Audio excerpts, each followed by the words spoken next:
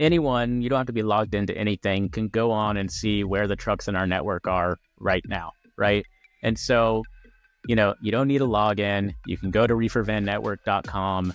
If you've got a pickup in, Atlanta, Georgia, you can just see, okay, do they have any trucks near Atlanta, Georgia? What kind of trucks are they? Would they work for my load?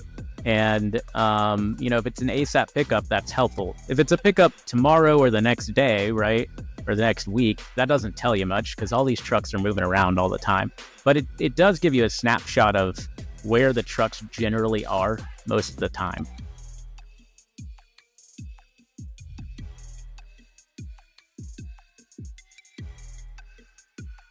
Before we jump into today's episode, a quick word from our sponsors. Looking for a freight-specific CRM? Sales-CRM is built exclusively for freight brokers and freight agents. Manage shipper sales prospecting, track your carriers, and monitor the lanes they run, all in one powerful platform, and all for one extremely affordable price. Try Sales-Free for 14 days with no credit card required. Visit sales-crm.com today. Operations teams, streamline your driver communications with vendor flow. Their platform organizes all of your driver communications in one place, boosting satisfaction with faster response times. And no more juggling between multiple apps. Get a free consultation today to see if vendor flow is right for you. Freight World, meet Purple Squirrel, the connector that links you with the top talent and winning opportunities. From inland transport to maritime freight forwarding, they deliver competitive commission splits and genuine support because they give a shit. Ready to earn more? Explore your options with Purple Squirrel. Now, let's dive into today's episode. Welcome back to the ThinkFreight Podcast. I'm your host, Thomas Werdine, and a warm welcome back to Alex Winston, the founder of Reefer Van Network, who's now gone full-time with taking on this project. Alex, welcome back to the pod, man. Tommy, good to see you again. Happy to be here. I'm excited to have you here, dude. So the last time you were on this podcast, I did do some digging. You haven't been on in a while. Episode 36, you were completely focused on Expedite all. That was pretty much your main focus. You were still doing Reefer Van Network. That was still in the scope, but you were more focused on Expedite all. You've now shifted that focus. What kind of led to that transition, and why did you decide to go all in on Reefer Van Network? Yeah, so a few things led to that decision. And so, my side gig is now my main gig, right?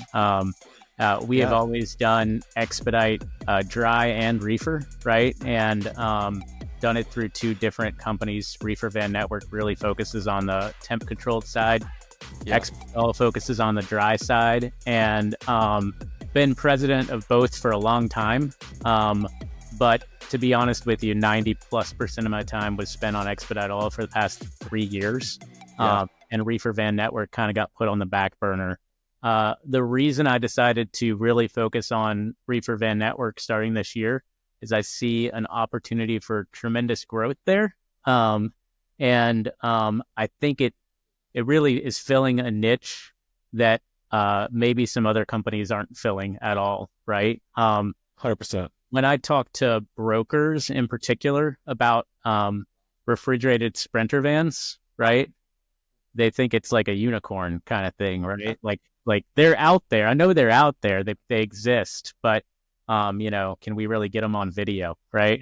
And so I really want to build that and build the capacity that's available there. Right now, it's about 300 trucks, and about 70% of them are Sprinter vans or cargo vans, and then the rest are box trucks and straight trucks. And I'd like to pump that up to a bigger number. Like on the Expedite all side, we have over 8,000 dry trucks, right? I don't know that we'll get to 8,000 of these temp controlled trucks, but we certainly think we can easily double where we're at pretty quickly and get to the point where we're providing a lot more of that capacity where it's needed.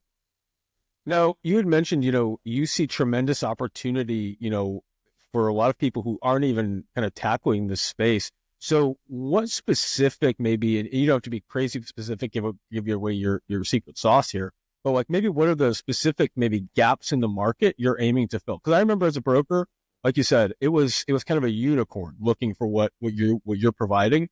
So I definitely see the advantages to that. But what do you see as some of those gaps in the market? Yeah. So number one, I think shippers and brokers alike have the same problems when it comes to LTL, right? Yeah. And those problems, well, I think if you're familiar with freight, you're familiar with the problems you get when you do LTL, right? More prone to damage, all kinds of charges you weren't expecting showing up, right? There's delays, there's things that get misplaced, there's nobody knows where anything is sometimes, right? And then, nobody's really happy about it. And I think those problems are even more accentuated on the reefer side, right? So there is reefer LTL, right? You're familiar with it, but really it's limited in what it can do, right? So it's moving on its own sort of schedule, right? Not your schedule. And so they're going to pick up when they want to pick up. They're going to drop off when they want to drop off. And they're really only doing it at a couple of different temperatures, right? So they call it frozen and chilled, right? Yep. That's it. And so if you have a specific temperature you need that's not one of those, you're out of luck as far as reefer LTL goes, right? And so for us, we can go any temperature that you want, from -20 to 80 Fahrenheit, and we can keep it at that temperature. And we pick up when you want to pick up, we deliver when you want to deliver, and we can do it on demand, right? So it's not, if you have a hot load, really a cold load, but if you have a hot load, we can get it right away, right? And we can do that in every major market in the US and a lot of the smaller markets as well. Yeah, that's really interesting because, like you said with LTL, a lot of times these loads that are popping up, especially on the spot market, they're pretty expedited. It can't be 4 or 5 day transit going 1,000 miles or whatever it may be. It needs to be something that they're getting 2 or 3 pallets and it needs to go quick. So yeah, that's really a tremendous gap that you're filling, because I remember, and you and I have talked about this before, is I used to move a lot of produce and I would get requests of 1 to 3 pallets kind of going from the border, going to Dallas, going to Houston, going to San Antonio, going to Austin. And I just didn't have a network for that. Like, we started to look into building out and creating that kind of network of Sprinter van drivers who were doing this and specialized guys, but it was so hard to find. So if you were moving other freight or you had to, source these carriers yourself, if you were cradle to grave and you didn't have a sourcing team. So it was really difficult to try to find or even, talk to these shippers about moving these loads. And sometimes, especially with produce shippers, that's kind of the first opportunity they'll throw at you is, hey, here's a couple of partials, here's a couple of LTLs, give me some quotes. And if you can hit on it, maybe we'll give you a full truckload opportunity. So yeah, it's definitely something I see a tremendous value in. I've had other people who are dabbling in the reefer LTL space on the podcast as well. And so, it's something I have a tremendous, ties to as well. So I really think that what you guys are doing is pretty cool. Yeah. And it's still really hard to find these vehicles, honestly. Even for us, as we're trying to recruit these vehicles right into our network, there are just not a ton of people out there who do long haul refrigerated small truckload, right? They're just not a ton of them out there. And so we're doing some things ourselves to make sure that capacity becomes larger, right? Without even having to rely on third parties, right? So we're pretty excited about that direction as well. Well, yeah, I wanted to touch on that because like you said, it's kind of like finding a needle in a haystack trying to find these drivers who are doing that. So in terms of like how you're going about scaling and growing kind of that capacity, are you guys going out and making these purchases and buying sprinters and buying these smaller trucks as well? Or kind of what is that kind of growth like kind of looking like for you guys to kind of double that capacity? Yeah. So when we thought a lot about this, how do we want to do this and how do we want to do it as far as having our own trucks? Right. And the way that we've decided to do it, I think it's exciting. It allows us to have state-of-the-art equipment that we kind of have total control over what we're getting, right? Because we're not buying anything off the shelf, really. We bought some property in Mossheim, Tennessee, really small. Yeah, really I was small. just going to ask you about that next. Yeah, so it's a really small town in Upper East Tennessee. I live in Knoxville. The drive's like 45 minutes for me to get to the facility. But we are buying Transit and Sprinter chassis, right? So straight from Mercedes and Ford. And we are building box trucks, reefer box trucks on top of them. And so these will be state-of-the-art equipment. They're going to have sleepers in them as well.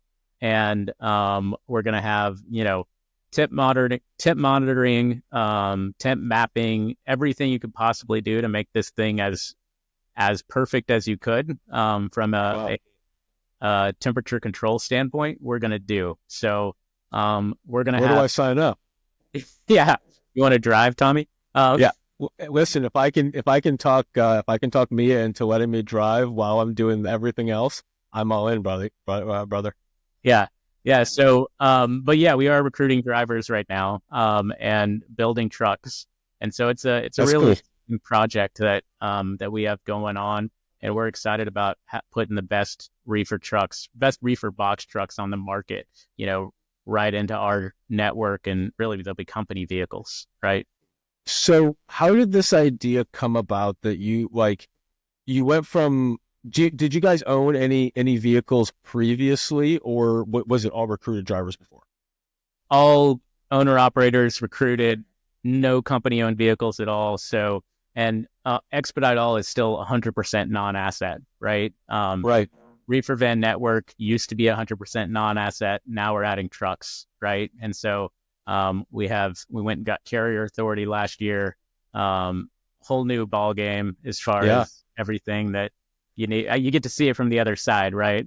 And so absolutely, all the demands that you always make of people you're working with, suddenly you got to meet them, right? But it's been fun. It's been a nice change and a good learning experience, and we're looking forward to continuing to expand. Yeah. So, I mean, to touch on that even further, because my mind is just thinking about this. I mean, you're not just, buying trucks, you're also building the trucks. So it's like you've kind of gone from a non-asset base, like brokerage essentially, and now you're a full-blown truck reefer sprinter van manufacturer / owner op recruiting / broker / asset based. You've got your hands in a lot. How are you, I guess, overseeing and going through all of this? And I guess how many, you told me your plan is to kind of double your network. Is that all through owned assets, or is that through both assets and through recruiting, owner ops? Yeah, I think probably as we grow, I think probably a third of that growth will come from assets, and two-thirds of it probably coming from additions to the network. But that's more of a guess than anything else, right? And so my guess is, as we double from 300 to 600 trucks, 100 of those trucks will be our assets, right, that we built. We're ready to build. We want to build 100 trucks this year if we can, right? So that's the goal. But you're right. We are doing a lot of different things. And now it's funny. I was a broker for a while, right? Now, all of a sudden, I'm a broker and a carrier and a shipper, right? Because we're assembling trucks too. So, you get to see 3 different perspectives from the supply chain, right? As you start to do this. No, absolutely. So tell us this, where are you guys kind of at in this process? I saw on LinkedIn about 2-ish weeks ago, don't quote me if I'm wrong, but about 2-ish weeks ago, you guys made the purchase, or at least announced the purchase or the leasing of that space in Tennessee. So where are you guys at in the process with starting to build out some of these new vans? So right now we're ordering equipment and training staff at a different site, right? Where they're already well equipped. So they're building the first 10 vehicles at a different site that we're, just kind of leasing space and borrowing their knowledge. And so, we've got teams who are experienced at converting vehicles, right?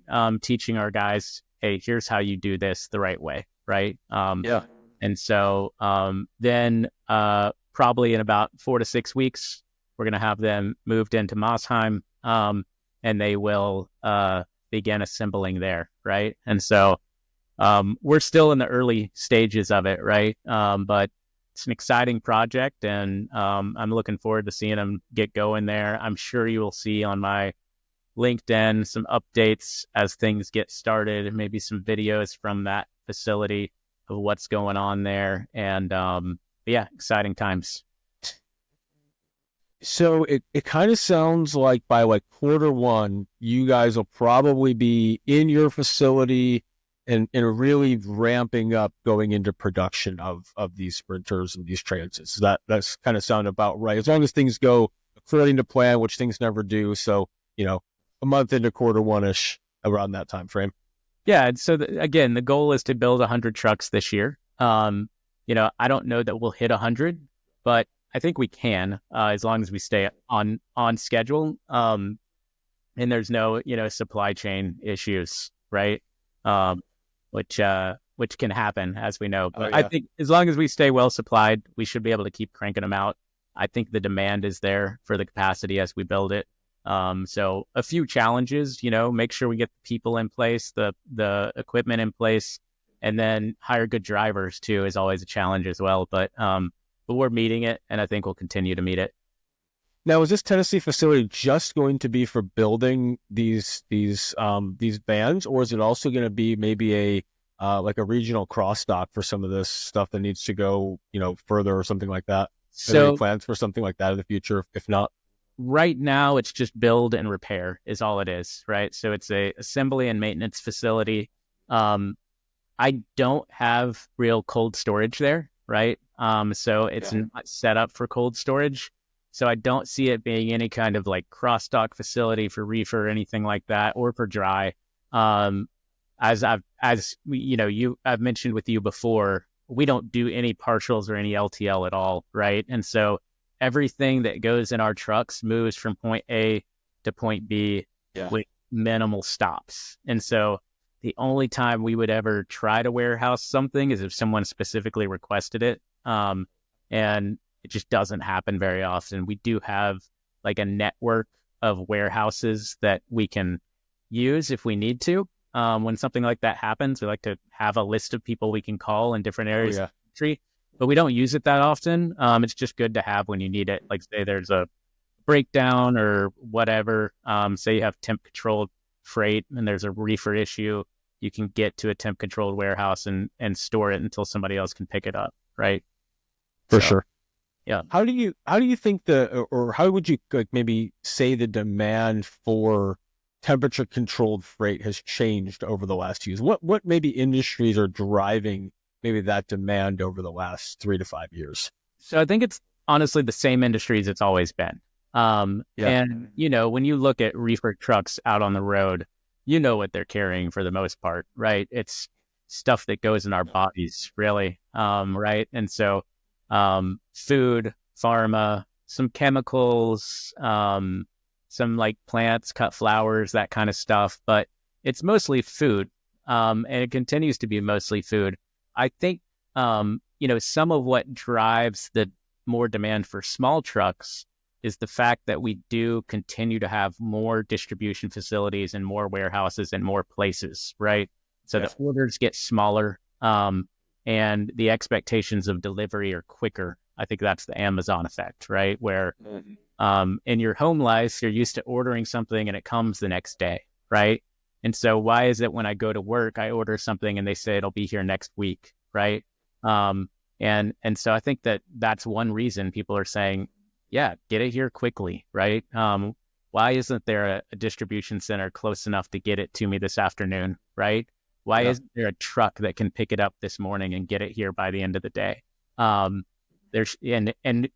Oftentimes we can offer it at a competitive price, right? Sometimes we see our rates for a dedicated truck coming right in almost even with LTL, reefer LTL, right? So it's, people want really fast service in our day and age. They expect everything to be efficient, everything to be quick. I shouldn't have to wait 10 days to get what I just ordered, right? And so Absolutely. we fill that gap and allow it to happen. And touching on that point of fast service and things like that, how do you guys go about, getting those quotes kind of back to the customer in a timely manner? That's something that kind of I struggled with getting when we did have some of these, LTL providers. It was like pulling teeth to get a quote back. So like, what is kind of that process like if I was, reaching out to you today and needed a quote on something? Yeah. So still, our customers are still doing it the old fashioned way. Email is still, I guess email is old fashioned now, right? Right. You think now email is old fashioned, but that's the way our customers mostly reach out to us, is by email asking for a quote. And I think that's probably the experience for most people working in freight these days, is they're still 100%. Getting a ton of emails coming in. They'd like to have it on their platform, but for us, we've had gradual more adoption of the software. And I think it's going to continue and become more automated as we see AI take over the space, but it's still a ton of emails. And so two things help us get back really fast. One is just having people all the time, right, who know what they're doing, right? So experienced people who know what they're doing and can quote quickly, right? And then the other is data, right? The fact that we're moving more of this refrigerated small truckload than anyone else. Yeah. Helps us understand the market better than anyone else, right? And so you'll see if you went to our website, we've got the automated pricing tools and all that kind of stuff. And the reason we can do that is because we have so much data on past loads, right? Lane specific data. No, that's interesting. So, and then if I was looking for capacity, is that still like, do I need to send you an email and say, hey, Alex, you guys have capacity to Laredo, Texas for tomorrow? Or is that something I can maybe look at a quick board that you guys have or anything like that to say, hey, they may still have capacity in this area, or they did have capacity, and I'll reach out to Alex then? Yeah, the nice thing we have on our website is anyone, you don't have to be logged into anything, can go on and see where the trucks in our network are right now, right? And so, you don't need a login. You can go to reefervannetwork.com. If you've got a pickup in, Atlanta, Georgia, you can just see, okay, do they have any trucks near Atlanta, Georgia? What kind of trucks are they? Would they work for my load? And, if it's an ASAP pickup, that's helpful. If it's a pickup tomorrow or the next day, right, or the next week, that doesn't tell you much because all these trucks are moving around all the time. But it does give you a snapshot of where the trucks generally are most of the time, right?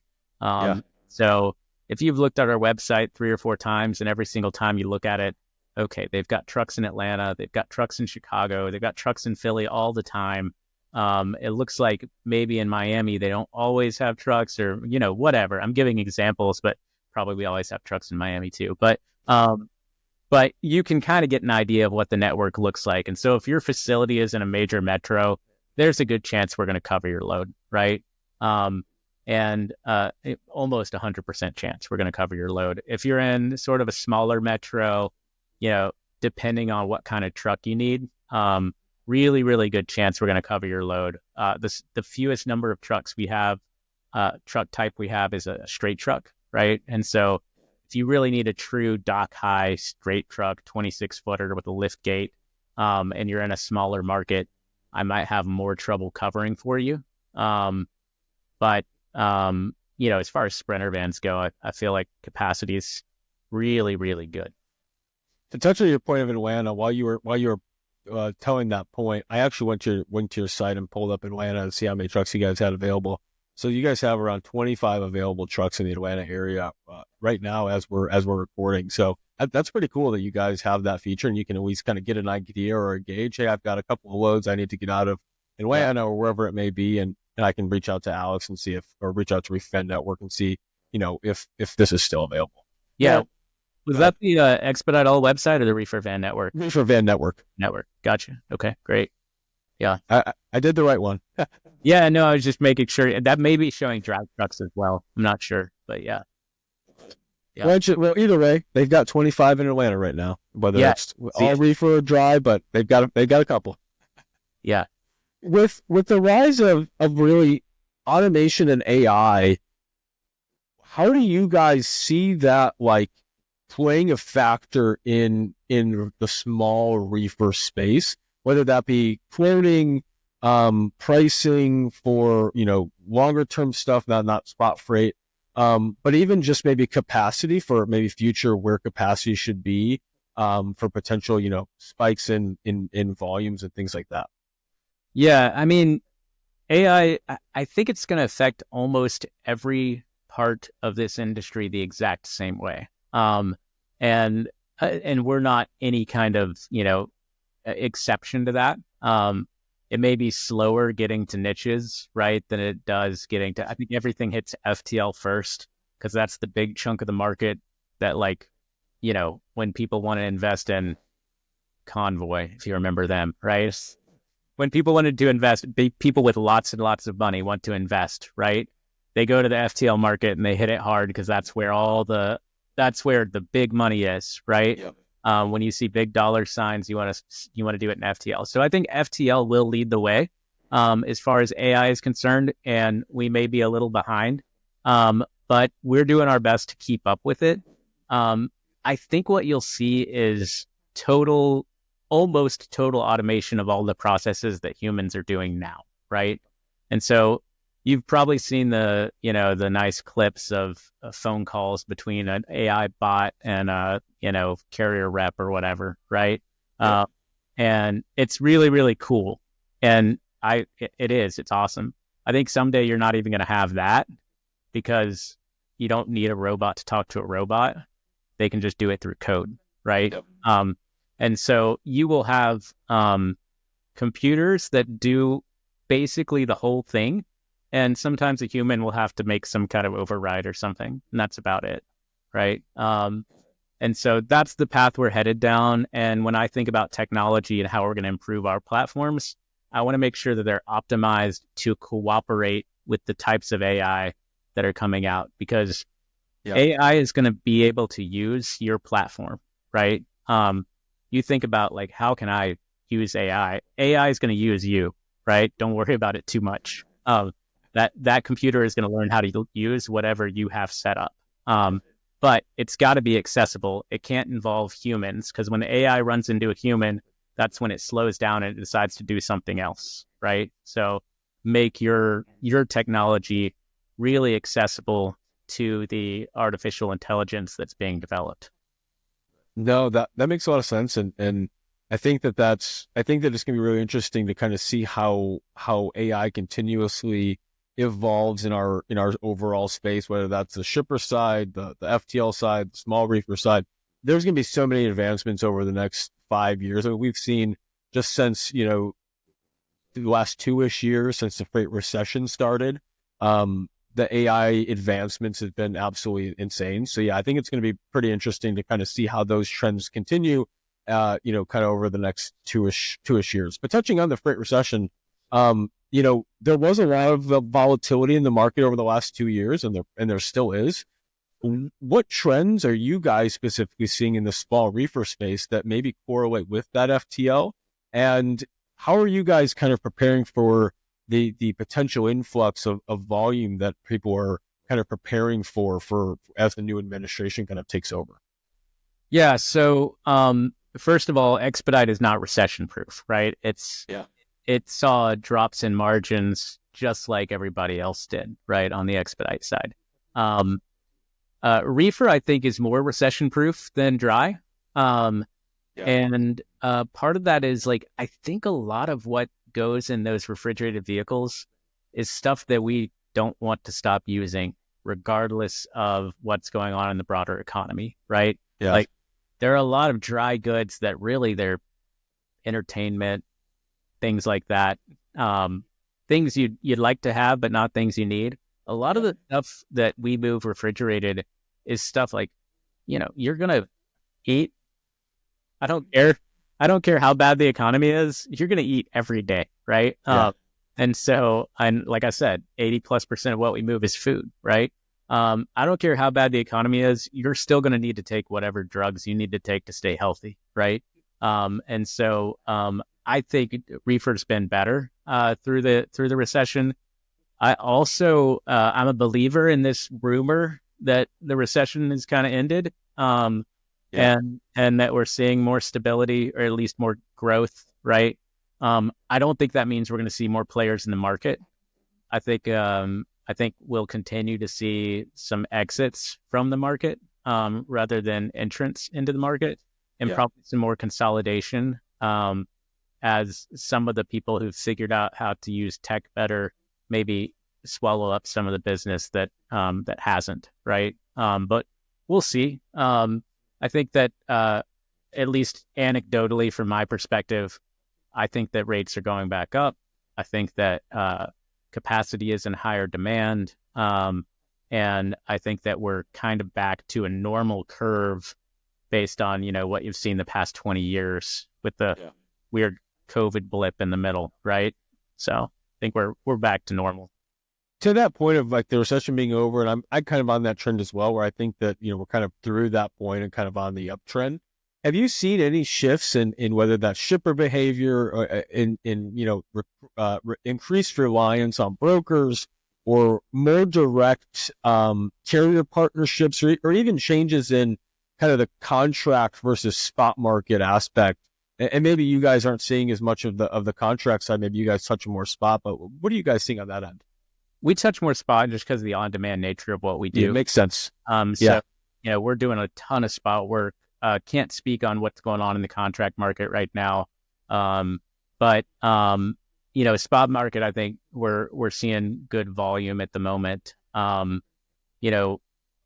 kind of trends, as far as, broker usage versus shipper usage of carriers and all that kind of stuff.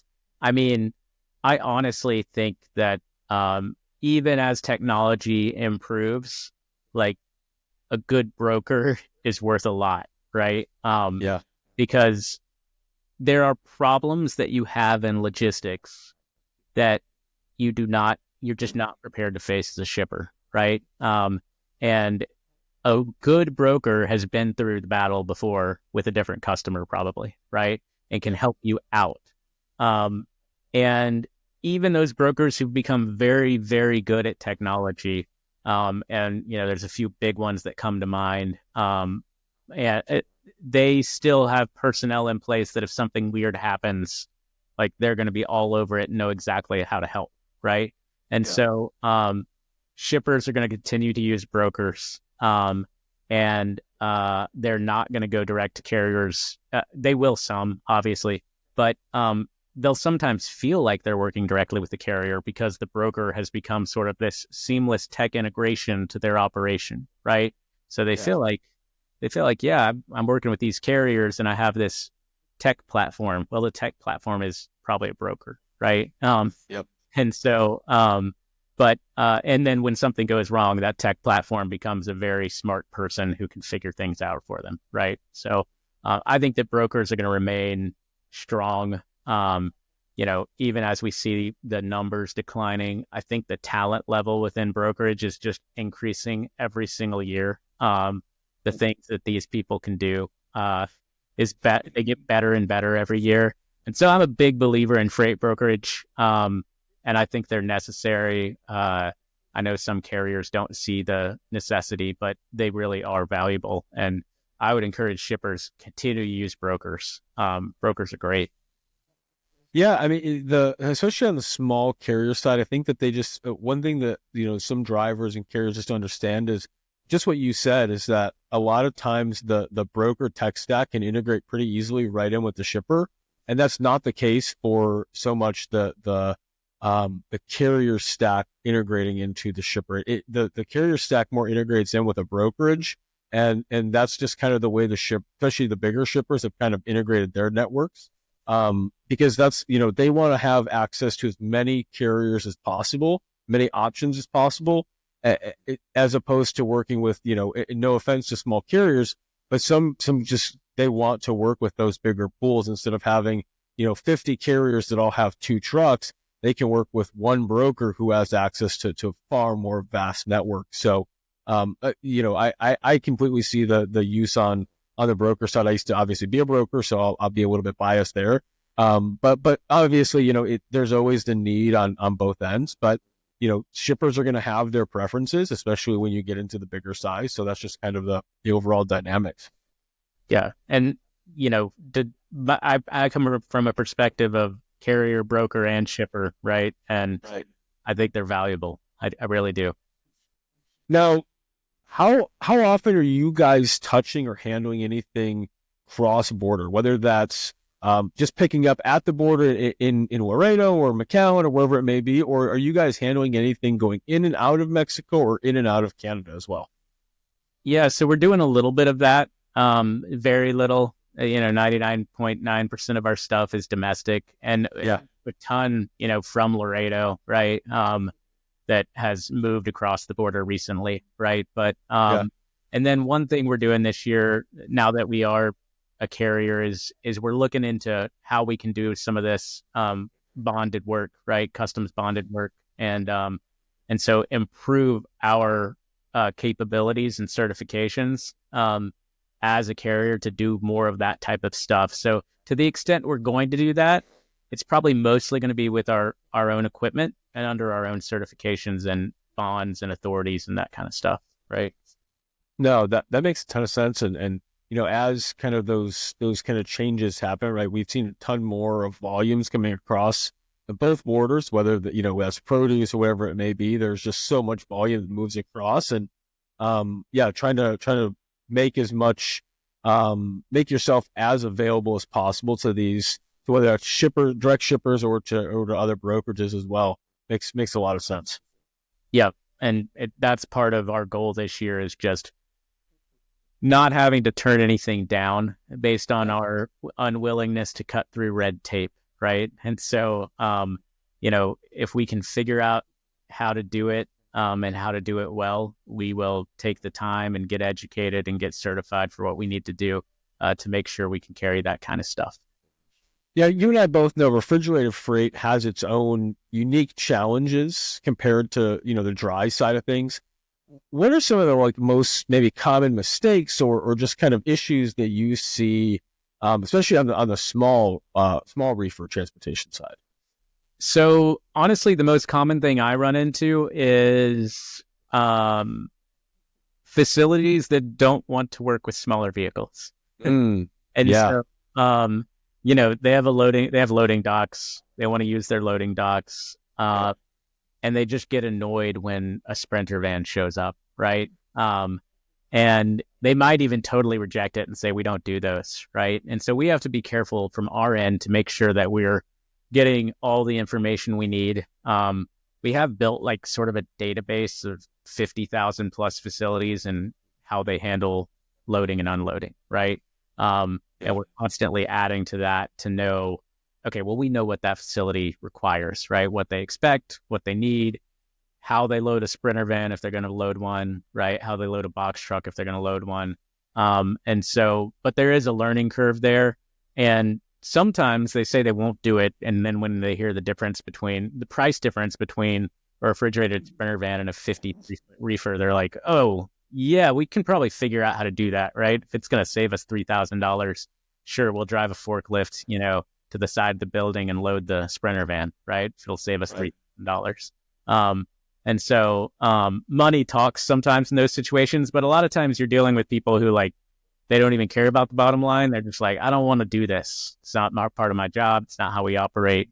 And so for us, from the small standpoint, the thing that's unique for us is how the facilities operate with those smaller vehicles. The other thing is just varying capabilities of the vehicles, right? So when you have a big reefer trailer, it's pretty standard how it works, right? Yep. What its capabilities are.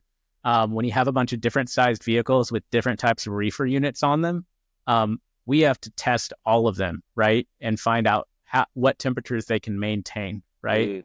And so, and actually, I think if you look at our website, you can even see the capabilities listed on some of the reefer vehicles. I'm not sure if you have to be logged in to do that, but I think you can click on an individual vehicle and see what temperature ranges it can maintain, right? And so we have to learn that information for every single vehicle in our network, and we have to reefer test those vehicles as well to make sure we know what their capabilities are. So it's not like full truck, where, the reefer van just, we know what its capabilities are, and unless there's something wrong with it, this is what it does, right?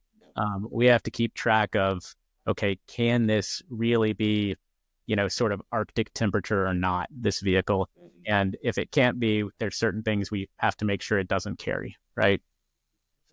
I guess that all kind of ties back to what we originally started talking about was you guys going into building your own sprinters and being able to equip them with the reefer units that you guys know are the best, that, handle the capabilities that you guys are specifically looking for based on, your needs, right? So you don't have to go with, maybe an owner operator went with an underpowered unit because he was trying to save money and they can't haul, they can't do, super frozen ice cream or, whatever it may be.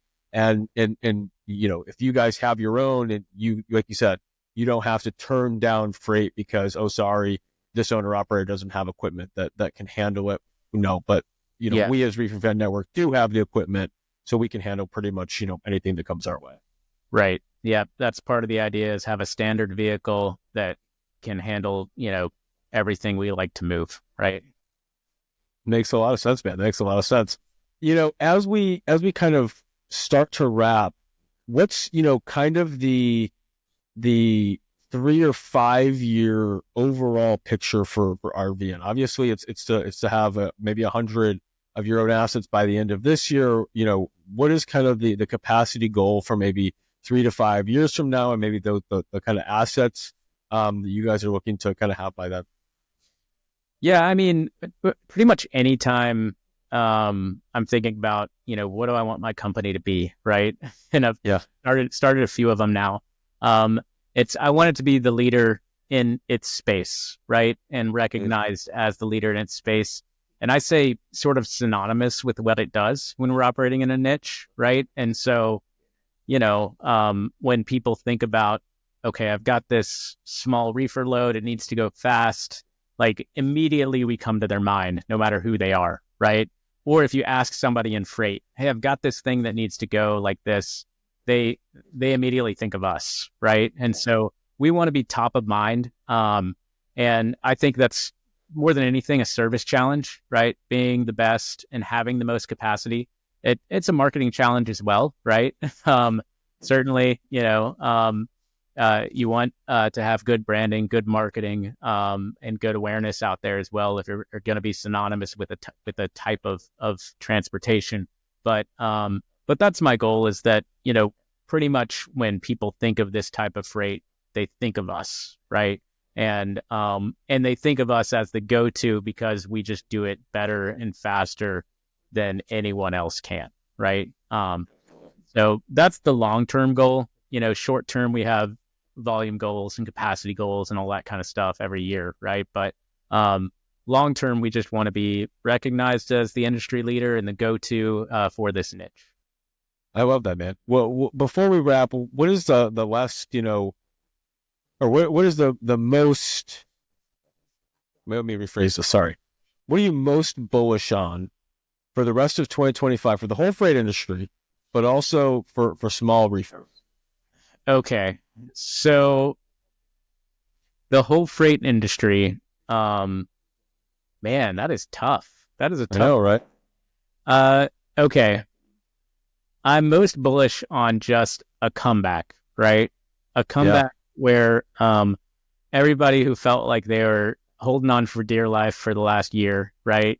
feels like they are rocking and rolling again, right? I'm most bullish on that. I want to see that.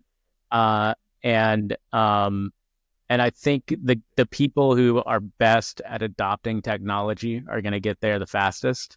But really bullish on that. I'd like to see less bad actors in the industry, but I think that as the economy comes back, you see more of it, not less of it, right? Unfortunately, but yeah, I'm bullish on things coming back. Bullish on a bull market. In small reefer space, I think we're just going to see more growth. Like we're just going to see more loads that need to go faster or that have, smaller, high value type of stuff. And so I'm looking forward to it. But yeah, I don't know. I give you a bad answer to that, I think. But no, it's good, man. I think it's a great, like you said, especially for the overall market, right? People have been hurting for a long time, and being bullish on wanting people to kind of have that comeback and feel that is tremendous. Dude, I want to thank you for coming back on the show. This was so much fun talking small reefers with you. What you're building is pretty cool. I'm very passionate about the reefer space, so you're welcome anytime to come back on the show. We'll have to have you back on before, another year passes, because it's been way too long. Are you guys attending any shows this year? If anyone wants to try to catch up with you, how can they do so?